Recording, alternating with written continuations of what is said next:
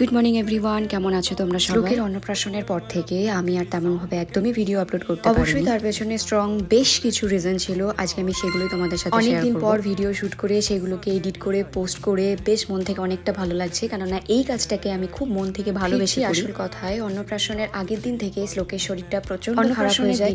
ও একটু বেটার থাকলেও পুরোপুরি ফিট ছিল না, তা সেটা নিয়ে আমি যথেষ্ট চিন্তায় ছিলাম। যাই হোক, শ্লোকের শরীরটা একটু ভালো হওয়ার পরে আমরা এখান থেকে মানে বহরমপুর থেকে চলে যাই বর্ধমানে। যেদিনে আমরা গেছি মানে আমরা পৌঁছেছি বিকেল বেলাতে, ঠিক সেই দিনই রাত্রিবেলাতে আমাদের জেঠু মারা যান। আমাদের অসহ্য পড়ে যায়। তো আমি মানসিকভাবে একদমই প্রস্তুত ছিলাম না সেই পরিস্থিতিতে কোনো ভিডিও শুট করার জন্য এবং সেগুলোকে আপলোড করার জন্য। শ্রাদ্ধের কাজের জন্য আমরা আবার বহরমপুরে এসেছি। মানে বর্তমানে এখন আমি বহরমপুরে আছি। সমস্ত কিছু ঠিকঠাক ভাবে মিটে গেছে আর এবার পুরনো ছন্দে ফেরার পালা। দায় হার চেষ্টা করব প্রত্যেক দিন ভিডিও আপলোড করার। আর এটুকু আশা তোমাদের থেকে করতেই পারি, তোমরা সকলে আগের মতোই আমাকে সাপোর্ট করবে, আমার পাশে থাকবে।